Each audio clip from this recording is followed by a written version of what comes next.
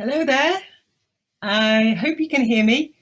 My name is Sarah Tyson and I'm from Books Up North, and I'm passionate about getting readers and writers together. So this is a fantastic opportunity that has been created by Waterstones to get you readers together with Alexander McCall Smith, who I'm sure you all know and love as much as I do. We're going to be talking about 4 books, all of which came out this autumn. How to Raise an Elephant, which is the 21st book in the #1 Ladies Detective Agency series. A Promise of Ankles, which is the 14th book in the 44 Scotland Street series. In a Time of Distance, which is his very first poetry collection. And Tiny Tales, which is an anthology of short stories and also some comic graphic novel short stories, which are really, really short and very lovely too. So I've got some questions for him. I'm sure you've got some questions for him. And because we're going to be talking about four different books, send in your questions as and when I'm talking, and I will try to integrate those in our conversation. So if I'm turning away from the screen just a little bit, that's because I'm reading your questions and trying to filter them into our conversation. So I'm based in North Yorkshire. Alexander McCall Smith is going to be joining us from Edinburgh, and let's see if he's there in the background. Hello, are you there, Alexander? Yes, I am about to appear. Oh, lovely to see you again. Very nice to see you, Sarah. And thank you. We've got in the driving seat, but not visible on camera, we've also got Gary, who's going to sort out our technical side of things and make sure everything runs smoothly. So hello there, Gary, and thanks to you. So Alexander McCall Smith, 4 books in 1 season. That's somewhat of a record, isn't it? Well, possibly, yes. Yes, I know that we're breaking all known rules of publishing, but the problem is that I run so many different series that inevitably I end up writing quite a few books each year, which I greatly enjoy. I think if I didn't enjoy it, I wouldn't do it. It wouldn't happen. Or do you think that's because you've been doing less traveling? You've been doing more writing? Well, possibly.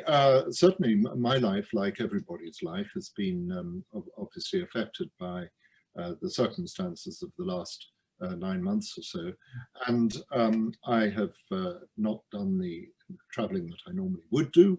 I go to a lot of literary festivals all over the place, and those have been happening virtually. And so I haven't had to travel, which I must say, although I miss the opportunity to meet the readers and to discuss the books with the readers in the flesh, so to speak, it actually has given me a little bit more time to think. I think that's happened with many of us. We've had time to reflect on our lives. We've been less frantic in rushing around the place, and so that's been quite positive. And certainly I've been able to write a bit more. I've had a bit more time for writing. That's been very positive aspect of what otherwise has been a pretty grim situation. It's been It has. Very difficult time for people. But you've kept well, have you? Yes, touch wood. I've been fortunate in that respect. We've been following the rules that are set out for us. We also participated. My wife and I participated in the vaccine research project. So we were 2 of the volunteers who agreed to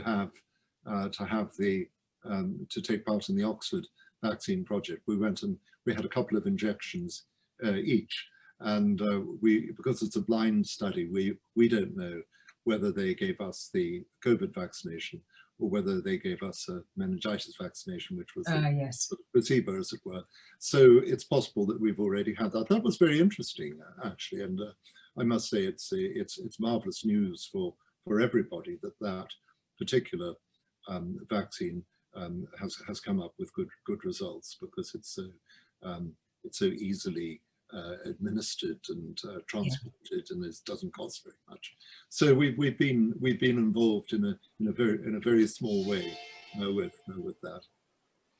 So, as we have 4 books, I think we should start. We should start with the first one. I'm going to start with the largest book, Right. actually, which some of our readers or our viewers may have ordered as part of their ticket. How to Raise an Elephant, the latest Botswana set story, featuring, of course, our 2 lovely lady detectives in their familiar environment. And there's a story about an elephant and a number of other threads that are woven into that story, as readers will be familiar with. And I wondered whether this is a book that was what was the catalyst for the book? Was it?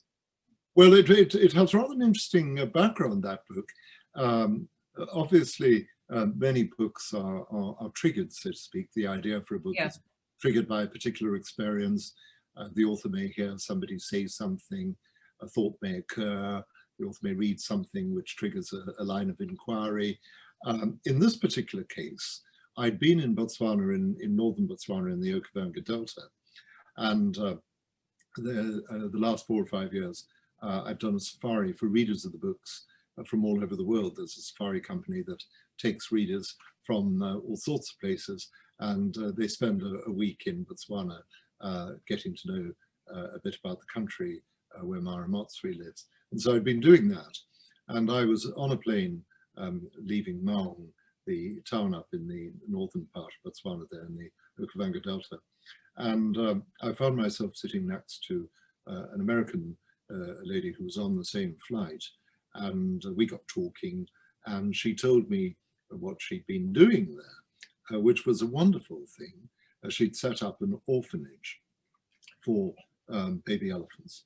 And these are elephants whose mothers had been shot by poachers, because the poachers shoot the mother, and the baby elephant is left there. The baby elephant won't leave the body of the mother, and of course could then succumb to dehydration or be attacked by predators.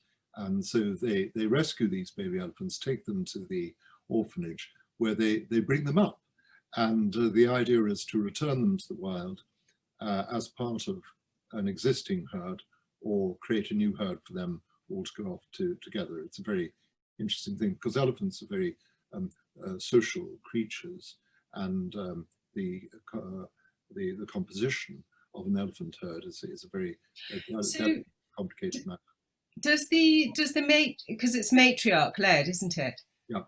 Does the matriarch accept a calf from another mother who's part of the herd anymore? Yes, I'm not sure how they do that. I think they have to be careful about reintroduction if they add them to other herds.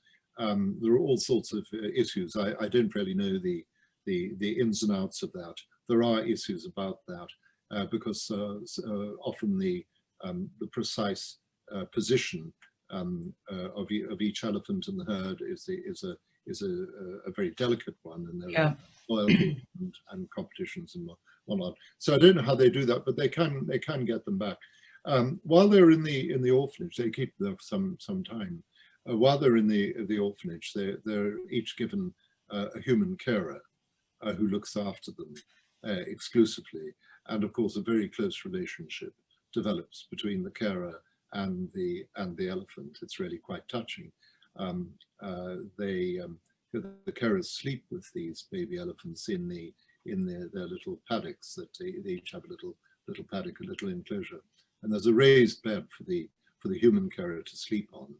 But in fact, I was told that often in the morning when they go there, the staff see that the carer is in fact sleeping with the baby elephant, with the elephant has a trunk around the shoulders. Very, very moving. It's a very moving story. I was so moved that I thought I must put this into a Mara Motswe book. Clearly, yes. So that story is woven into the latest Mara Motswe book, hence the title. Yes. How to Raise an Elephant. And it's a pretty heartwarming story when there's so many terrible things happening in the world, and so many instances of human cruelty and human lack of concern for the natural world, to see these people involved in this particular project, the Elephant Havens project, is really very, very heartening. So that book came out in October, didn't it? So that's the latest one in the #1 Ladies Detective Agency. That's right. Yes. Yeah. And the Scotland Street one, which is another one of your long-running stories, 44 Scotland Street, is actually set. I'm sure your readers will know, but if they don't know, and anybody's listening in, 44 Scotland Street is a fictitious address in Edinburgh Newtown, isn't it? Well, Scotland Street itself exists. The street is real, but number 44 doesn't exist. This leads to great puzzlement on the part of literary tourists who come to Edinburgh, and they go down Scotland Street looking for number 44, and they'll see that Scotland Street peters out at 40 or 41, whatever it was. I obviously couldn't put somebody's real address. They wouldn't thank you for it. They thank me for that. But so Scotland Street does exist, and of course, that book, along with all my other Edinburgh books, is very clearly set in a specific place, and I use the names of real places, and I even include real people, real Edinburgh characters, with their consent in the books. So there are various people who appear as characters in the books, but actually are real persons. Do you change their names? No, I don't. I always put them in under their name. As I say, they agree to it, and I show them what I propose to write. And of course, I always write very complimentary things about them. None of these real characters are villains in the books. They all come out of it very, very well. And I think that's important, because I think authors shouldn't denigrate real people in their books, because they can't necessarily reply and so on. So we do have quite a lot of reality in those books. That's a serial novel. It's published, it's a proper serial novel. A chapter a day is published in the Scotsman newspaper while I'm writing it. So that means that I can't actually change it once I've published some chapters and they've appeared in the paper, unlike most authors who can then sit down with the complete manuscript and change it.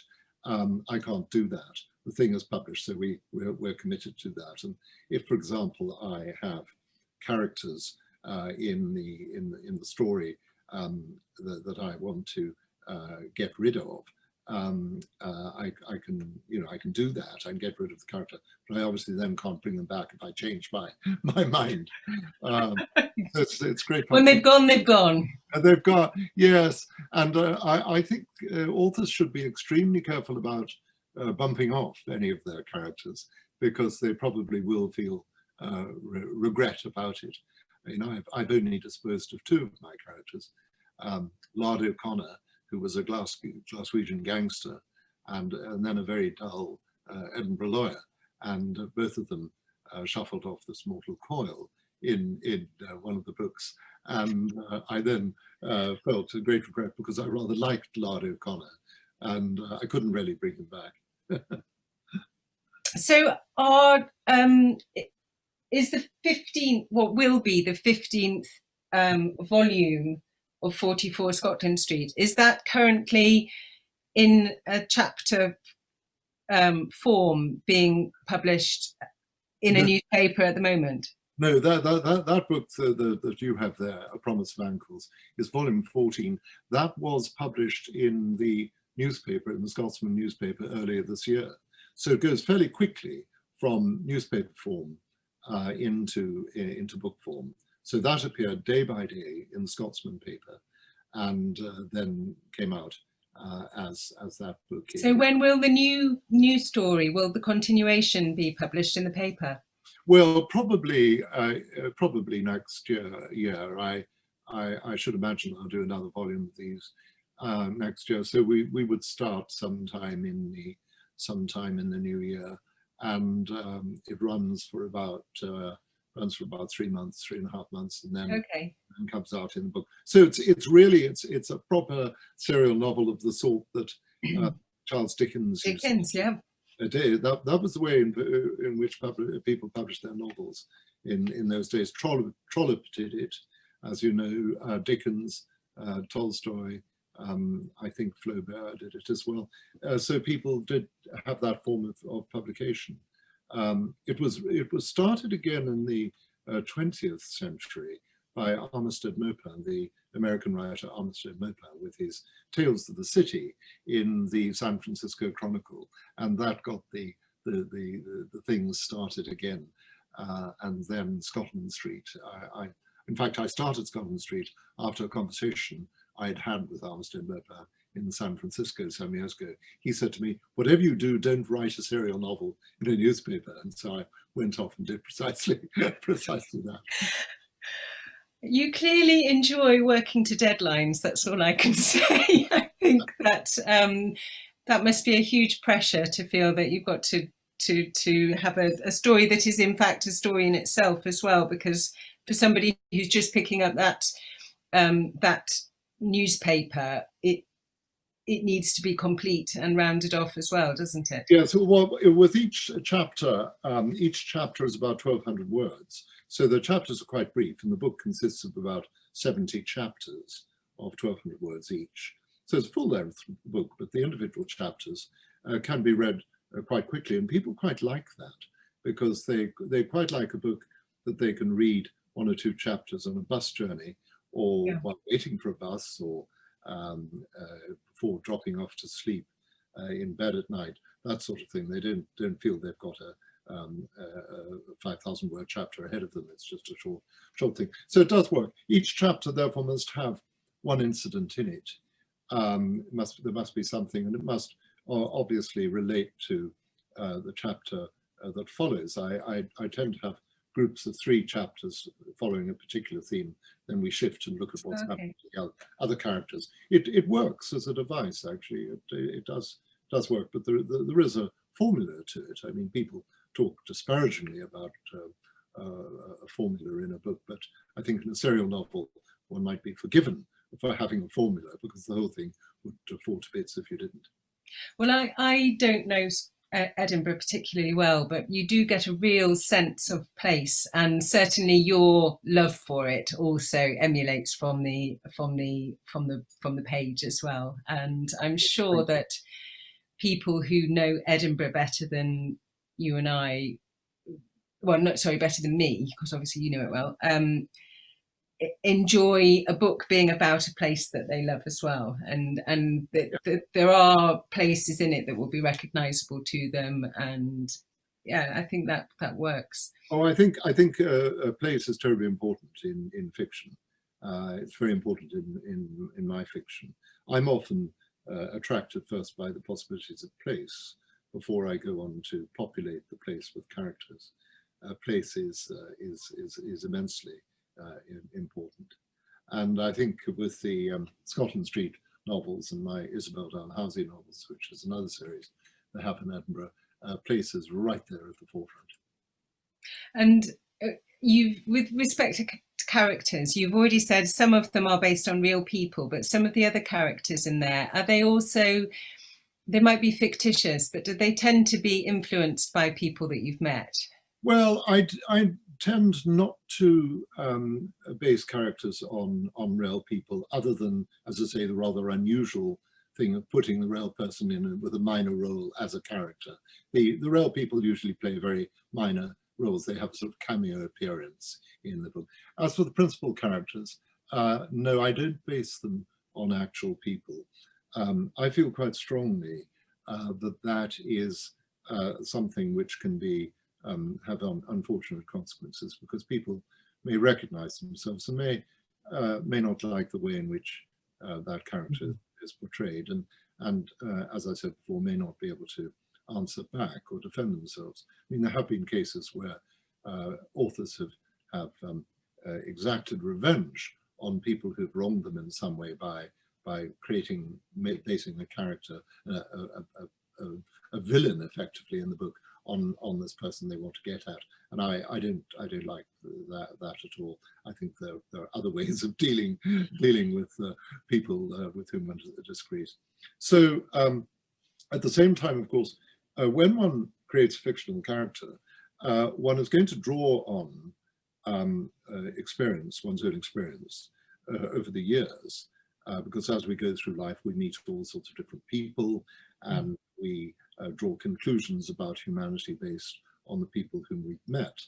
And inevitably, that is going to be there in the portrayal of a particular character in a novel, but it tends to be pretty much a composite portrayal in which you're getting traits from various people. I mean, I'll give you an example.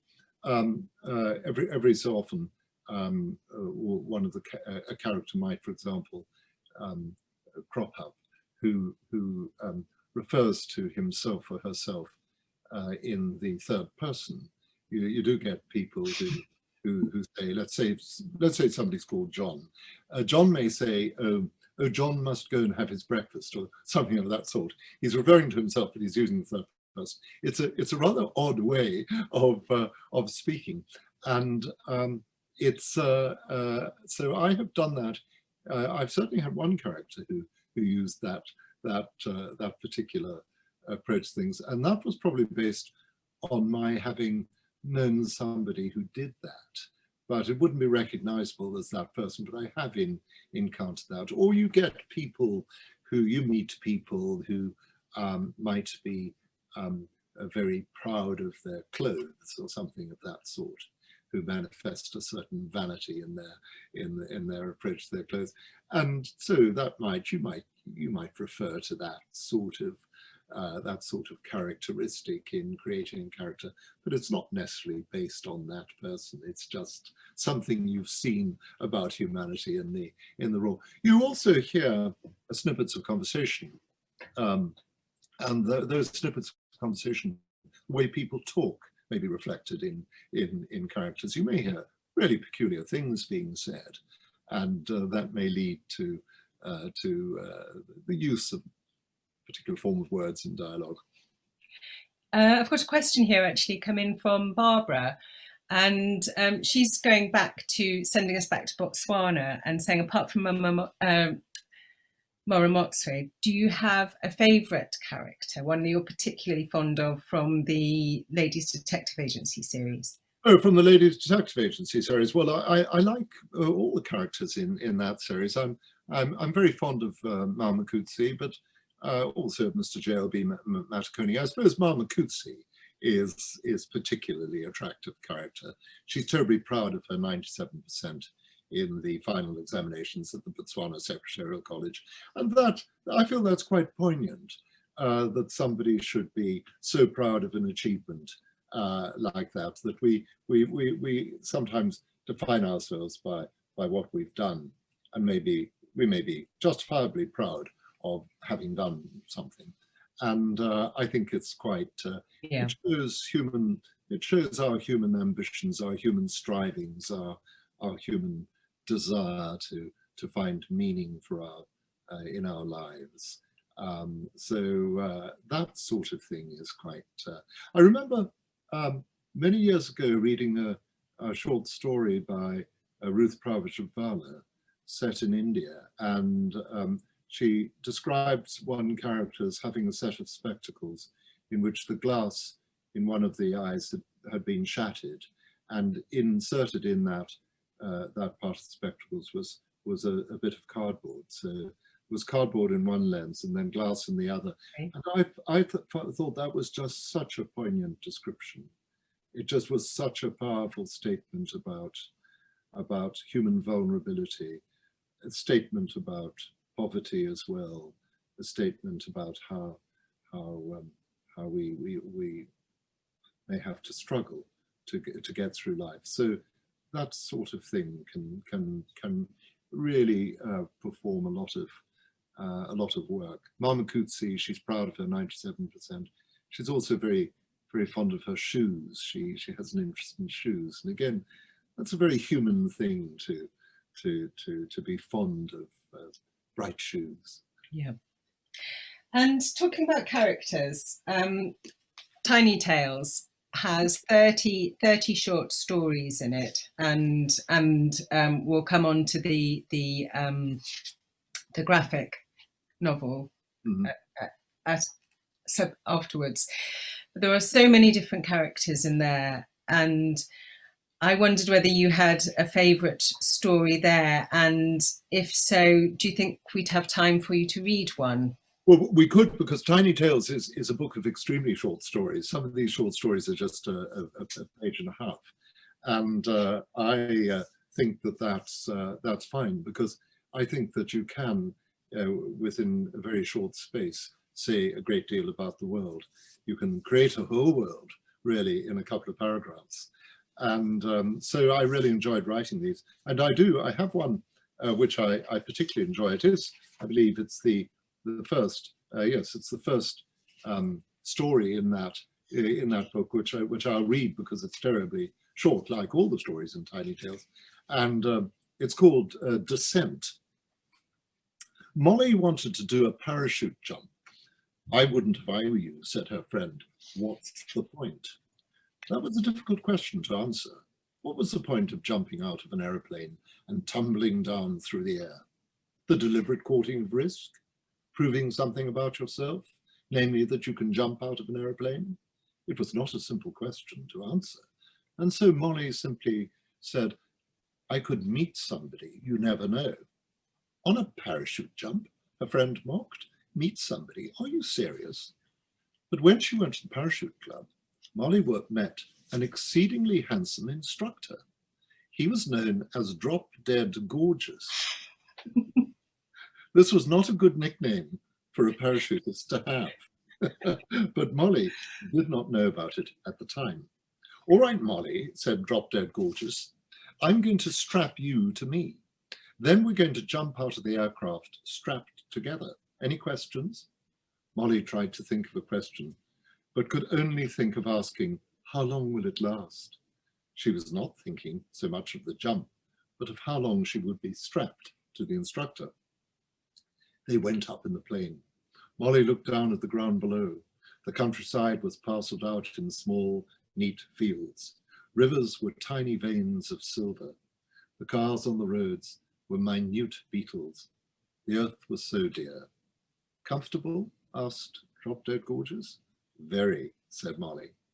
The descent took very little time. The ground seemed to come up rather fast, but the instructor landed on his feet, cushioning Molly's landing. She looked into his eyes. That was lovely, she said.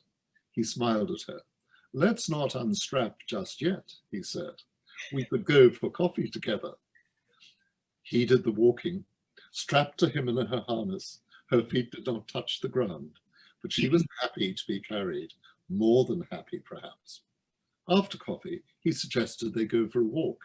No need to get unstrapped just yet, he said. They spent the day together in close proximity. At the end, he said, you know something, I feel very close to you. So do I, said Molly. She was convinced that she'd found the man she was looking for, and he felt the same thing, mutatis mutandis, of course. I'm going to give up jumping, he promised. She was relieved. He thought that her relief was connected with her concerns about the dangers involved in parachuting, but that was not the real reason. She did not want him to be strapped to anybody else, which was quite reasonable in her view.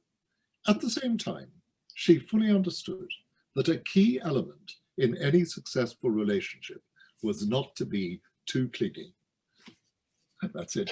I think that's lovely. I enjoy listening to that and reading that every time, and so it goes on. Actually, the whole collection is full of lots of stories that did make me laugh out loud, and not many books do that. Actually, I think it's really writing it so much. There are about 5 or 6 stories in the book about the first Australian Pope Ron, which I really enjoyed. I ended up being very fond of Pope Ron. With his tattoo. He eventually, no, I think we should, he goes to see, yes, his tattoo. He looks up an old friend he was at school with when he goes to Perth in Western Australia. This is after he's been elected Pope. And he doesn't really like Rome very much. That's why he wants to go back to Australia. And he visits this old friend who's a tattooist, has done quite well. He was Tattooist of the Year in Western Australia the previous year. and Fantastic achievement. and he ends up giving the Pope a little tattoo of St. Francis of Assisi, which I think is rather nice. I think if the Pope were going to have a tattoo, that would be the appropriate thing to have. But yes, there's wonderful stories. My favourite one, I think, is the handbag, about the son being reunited with his mother. But I do recommend this to anybody. If you didn't order it as part of your ticket price, then go back onto waterstones.com and get yourself one of these. They're £9.99 and worth every single penny. They're lovely. And those short stories were first published in the Financial Times this summer. No, sorry, they weren't, but these were. And I'm going to try to dazzle the camera and give an example of, let's find Jeff's cat because he's funny. There are a series of very short stories that have been illustrated by Scottish artist Ian McIntosh. And I don't know whether that distance is good for the camera or not. But this is one story. So it reads 1, 2, 3, 4. And this is another one, 1, 2, 3, 4. And there's a little bit of text and the wonderful black and white artwork, which looks like a sort of woodcut, is it, Alexander? Yeah, Ian McIntosh is a wonderful artist. He does. Let me just see which ones. Could you Sarah, put that up? That was page 140. Yes, that's right. Yes, they look like woodcuts, but in fact, he uses a different technique. But he's a marvelous artist, and I've worked with him for many years. And these aren't graphic novels; they're graphic short stories, which is a bit of a different thing. Yeah. So with this one, Jeff took his cat to the vet to be neutered. The vet prepared a consent form. Jeff made Stanley sign it. You can see the paw print. The paw print. And then the vet said, "I don't think this will stand up in a court of law." and the facial expressions on the characters, and it comes together, and there is a story. It is a short story, but it's very, very short story. Very clever. And the Tiny Tales has a series of the vignettes, such as the one that Alexander read out, and then it's punctuated by a sequence of the graphic short stories, and then it goes back to more short stories, and they're loosely categorized, aren't they, into themes as well? Yeah. So jealousy, envy, all the human emotions. I have a couple of questions from our audience that I'd like to introduce. Two actually have a very similar theme. Jan and Sally are both interested to know whether you propose to weave this pandemic that we've experienced this year into one series, or perhaps more than one series, but somehow reflect in your fictitious writing? That's a very interesting question. Probably not. I think there'll be an awful lot of coronavirus novels being written at the moment. I should imagine hundreds, and a lot of them will perhaps remain unpublished, but others will be. So I think we're going to have a lot of those stories. And I think in my case, I'm looking forward to the day when we can perhaps get away from that and talk about something else. You know, at the moment, understandably, and I do this myself, whenever you meet an old friend at social distance, of course, this is the subject that comes up. We talk about it. What are we going to talk about when this, we hope, is over? Are we going to go back to talking about the weather? Possibly, but I think that I don't particularly want to deal with it. I also feel that it's a very it's a topical current matter, and my books tend to be written in a rather sort of indefinite time period, where it's meant to be the present, but it's not necessarily the exact present. So I don't put in events of the day into the books, because that can actually make the story date quite yeah. And I think it'll be very, very clear that the COVID novels will, I suspect, date quite. There'll be a certain novelty value to begin with, but Yeah. I think I probably won't. Others will do it very well, but I don't think I will. And a question from Donna. She's interested to know whether there are any TV productions that are going to be coming out at some point. Well, we're always in discussion with television producers, in that television producers take a look at what's being published, and they often acquire options to consider a book or a series of books for publication. So we're constantly talking to the television people, and really we shall have to wait and see what happens. So that's top secret. Yes, it is. It is. Okay. Well, I'm sorry, Donna, I asked, but we'll just have to wait and see.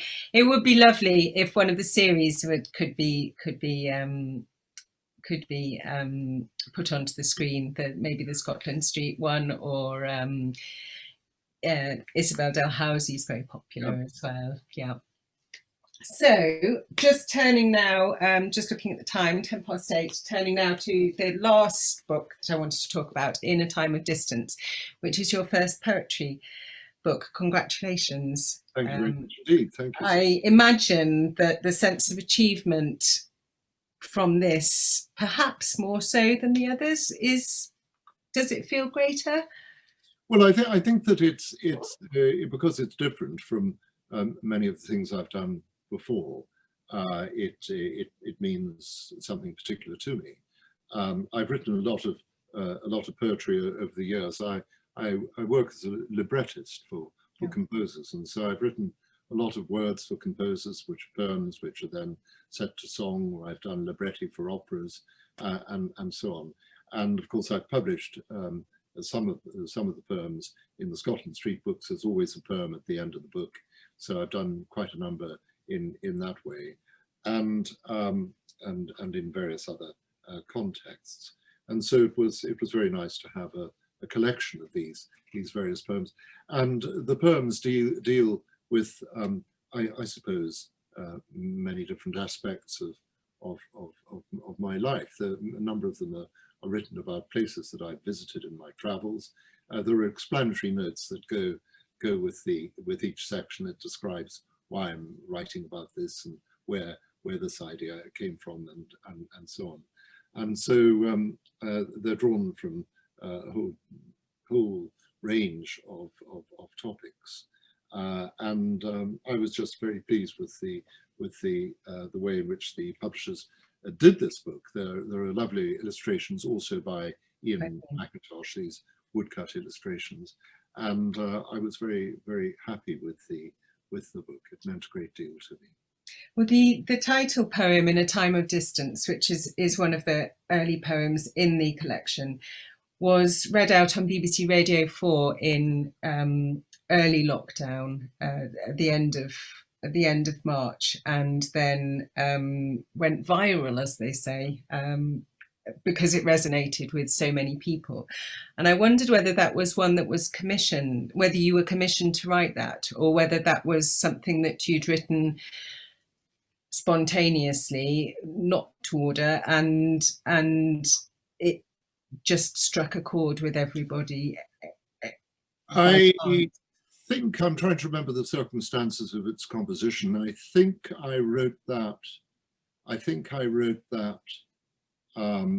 just without being asked. My recollection may be faulty, but I think I wrote that without being asked, and then it ended up with the BBC, with Radio 4, and they read it out on the Today programme. Yeah. And as you say, quite a few people seem to find some comfort in it. And then I did another one, which roughly the same time, which was published in an anthology of writing to honour the NHS during this pandemic. And I wrote about a poem called Those Who Care, which also seemed to touch quite a few people, I'm happy to say. And that was talking about just how the NHS has reacted to these extreme circumstances. And it was a tribute to people in the NHS, because well, both my daughters are doctors, and they're both pretty much involved in all this in their different areas of work. And I must say, every time I have occasion to use the NHS or come across it, I'm just so impressed with the ethos of the people in it. It's a wonderful thing to see people who are kind and compassionate, which they are, and how they help people.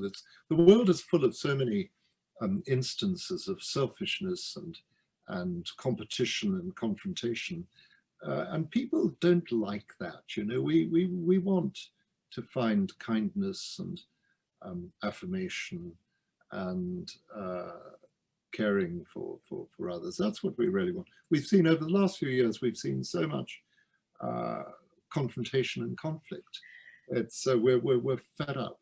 Well, I'm fed up. I suspect many people are fed up with that.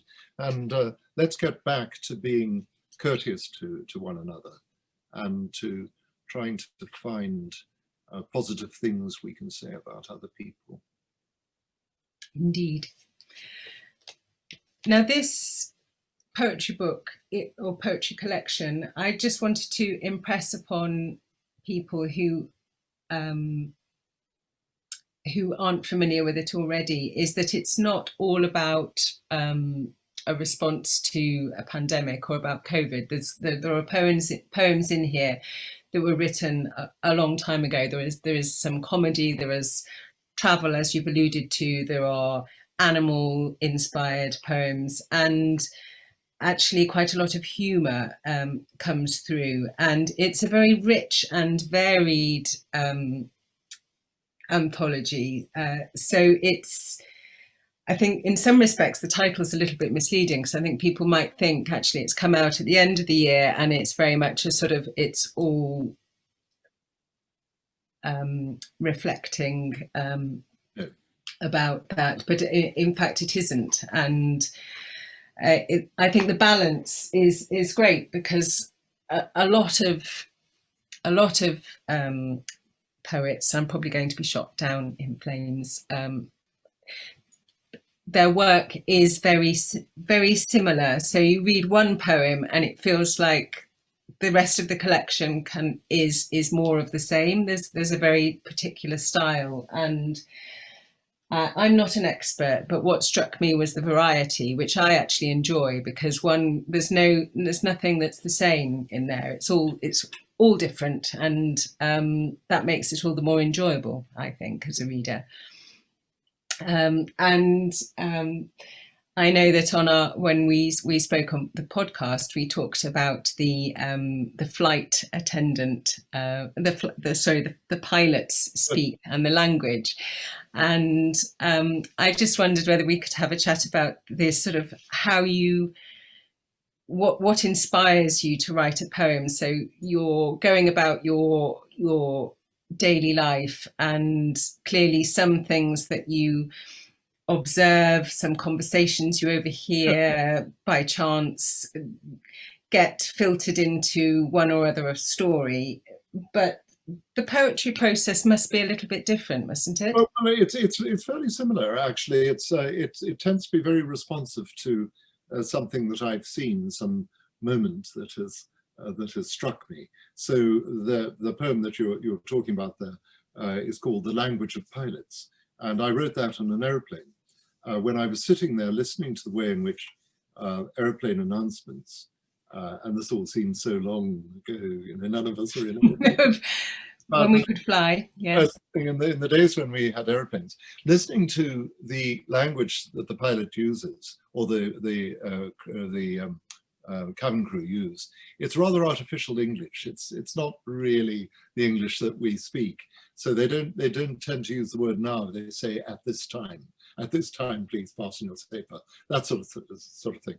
And I wondered what would be the case if a pilot spoke poetically, if a pilot actually used poetic language, speaking from the flight deck. And so he talks about seeing the clouds as shifting veils of ice crystals, and talking about the great steel wings that are bearing us up.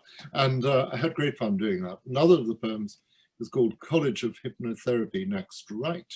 And that occurred to me when I was being driven in a car from Los Angeles to Santa Barbara in California. I was on tour and I was going off to do an event in Santa Barbara. And as we were driving along the freeway, I saw a sign coming up which said, College of Hypnotherapy Next Right. And I thought, what a wonderful sign. And only in California would you find that sort of thing. So I wrote that poem in the car. I was in the back of the car and I sat there and wrote a poem called College of Hypnotherapy Next Right, reflecting on that sign in that particular landscape and what that landscape was suggestive of. And then it says, the sign says, College of Hypnotherapy Next Right.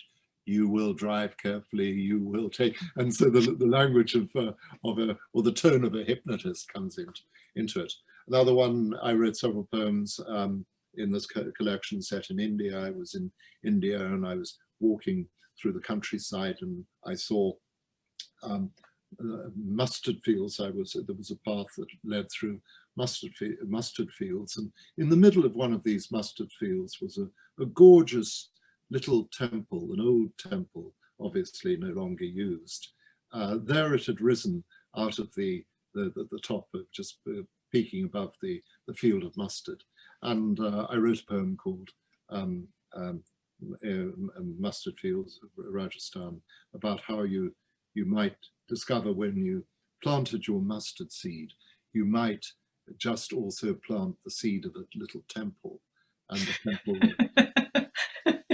and so on. But joking, we were saying about those days when we could fly, and actually dipping into that book, there is a real sense of place as well, I think, comes across. And I love the descriptions that most of the poems have, which give your sort of rationale, or you're letting the reader know what's prompted this, what was the catalyst, what were the circumstances as to how this poem came about. And I think that that's really useful insight. It's a nice touch. Not everybody should do that, I think. Well, I think it's a nice way of me reminding myself what gave rise to and often it's a place. So we've gone through all 4 books, and I suppose what I would be quite interested to know, if it's not top secret, is what you're working on at the moment. Well, I've just finished volume 3 of my Scandinavian series, Scandi Blanc series. This isn't Scandinavian noir, it's Scandinavian Blanc, because nothing unpleasant. And it's all about a Swedish detective. You see, we're all terribly keen on Scandinavian detectives at the moment. They really are wonderfully interesting. They lead wonderfully interesting lives. And have lovely jumpers as well. They wear jolly good jumpers, and but of course they tend to have their problems. They tend to be a bit depressed. Yeah. My detective Ulf Varg of the Malmö CID, he's in the Department of Sensitive Crimes there, which is nothing unpleasant. There's no homicide or anything like that. It's all just little problems. He's having therapy because that's a sort of standard thing for Scandinavian detectives to have. He's got a dog who's hearing impaired. He's the only dog in Sweden who's been taught to lip read. He's got, he, he has a lip reading dog, and the dog's having therapy as well. So it's great fun. And so I just finished volume 3 of that series. The first book was called The Department of Sensitive Crimes. Second one was called The Talented Mr. Varg. And then the third one that I've done is called The Man with the Silver Saab, because he drives an old 1960s Saab, which is also a very good car for a Swedish detective to drive. Absolutely, yes. And when might we expect that to be available in print? In the spring. So that's gone off to the publishers, and they're editing it at the moment, and so we'll be proceeding to the proof stage quite soon, and then that will come out in the spring. Fantastic. So that series, if that's just gone off, then that can't be what you're working on, because or are you having a little pause? Well, I've just finished that. I've started, in fact, I've in a very rudimentary way started a new novel. Really, today I first put pen to paper on that, just to do a brief synopsis of it. I've been thinking about it.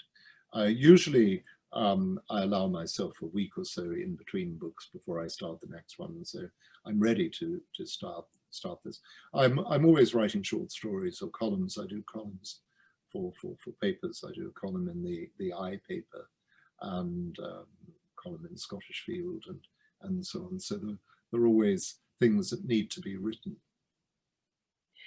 And I know that you're also busy doing events as well, even though you can't get out to the live literature events. Then obviously we have the pleasure of you this evening, courtesy of Waterstones. But I think other readers all over the world have been able to listen to you speaking this autumn. Is that right? Yes, I'm doing regular events, these virtual events. I've just recently done an event in Australia.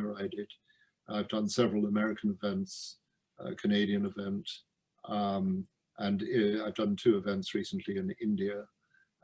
So this is an interesting concomitant of this rather strange situation that I suppose it's increased the opportunities for contact with readers in far-flung places. So that's been quite positive. So are you comfortable with this format, or do you miss actually having the live audience? Well, I quite like this format. This format is fine. It's convenient. I'm speaking to you from my study here in Edinburgh, so I don't really have to go anywhere, so that works. I think it's not quite the same thing as having people there, meeting people in the flesh, because that obviously provides for a very immediate and real contact. And yeah. So I do miss not meeting the readers, because usually when I go to events, I'm able to actually talk to people, and people can come along and talk about the books, and I meet many readers that way, and I value that greatly. So that I hope will be possible next year. I imagine that I'll return to touring. I've accepted a number of engagements, actual engagements in various countries next year, assuming that it's going to be possible to travel. Well, we just have to keep positive, don't we? And hope for those vaccines. We do indeed. But thank you for taking the time this evening to speak with me and to speak with everyone else who's been listening. I know that your readers miss you being out and about, and this has been a wonderful opportunity to connect with you and to hear about these wonderful books, which are all available on waterstones.com, or of course visit their shops, which are now all open as of today. So wishing everybody a happy Christmas, happy reading, and stay safe. Thank you, Waterstones. Thank you, Sandy.